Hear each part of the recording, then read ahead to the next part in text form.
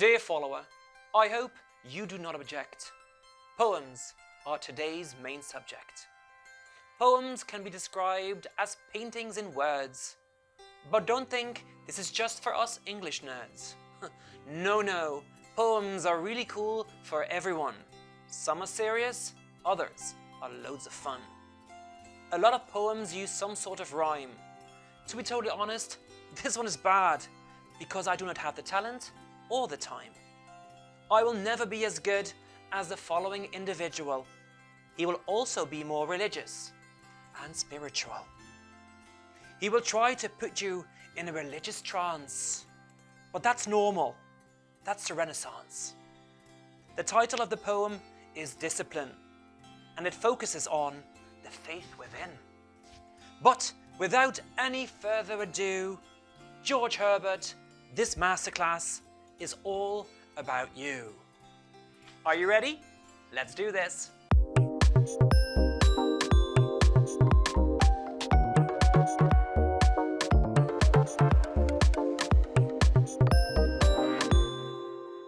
As I already mentioned, today's masterclass is all about George Herbert and his poem Discipline. Before we dive into the poem and its meaning, let's first take a look at the one and the only George Herbert. So who is George Herbert? This fact sheet shows us that he was born on April 3rd, 1593 and he died on March 1st, 1633. Did you know that he was one of 10 children, his mom being very religious? His job was being a poet and being an orator at Cambridge University. After a while, he became priest and rector at Beamerton. Fun fact: throughout his life, George Herbert wrote poems but did not really publish or share them, and from his deathbed, he sent a manuscript volume to his friend Mr. Farrar, asking him to decide whether to publish or destroy them. Well, Mr. Farrar liked them and published them with the title The Temple, Sacred Poems and Private Ejaculations in 1633. The rest, as they say, is history. George Herbert was a metaphysical poet. Quote, philosophical exploration, colloquial diction, ingenious conceits, irony, and metrically flexible lines. Topics of interest often include love, religion, and morality, which the metaphysical poets considered through unusual comparisons, frequently employing unexpected similes and metaphors in displays of wit. But most of all, George Herbert was a religious poet. Quote, by his poetry, he completely surrenders himself to God and his master Jesus. For his devotion to God, he is known as the saint of the metaphysical group. His devotion to God reflects in his poems, and we find a great touch of religion in almost all of his poems. George Herbert wrote a lot of awesome poems, but I had to focus on one. I chose, drumroll, Discipline.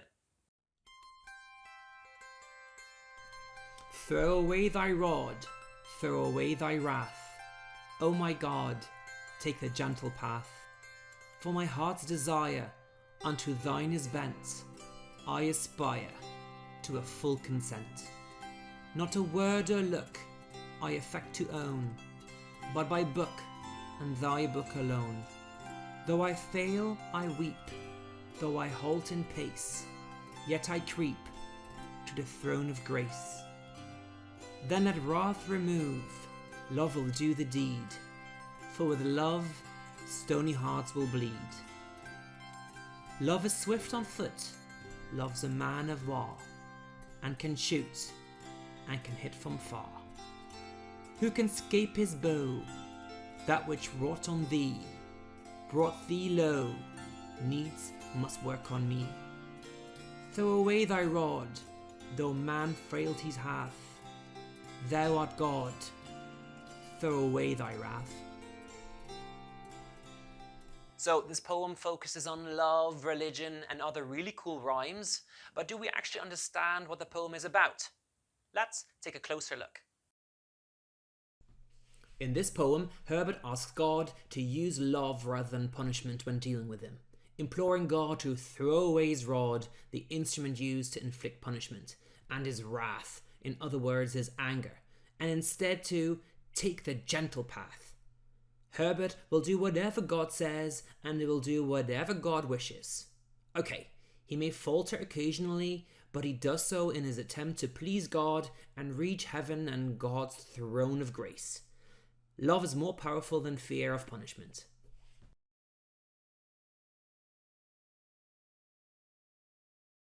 Well, that brings us to the end of this masterclass. It is time for you to get started and start doing those exercises on your worksheet. You can do this. Good luck.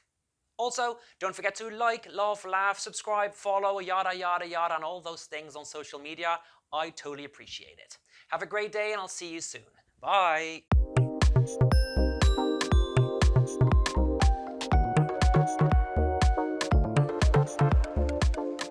I hope you do not object. I hope you do not object. A bit of poems can be described as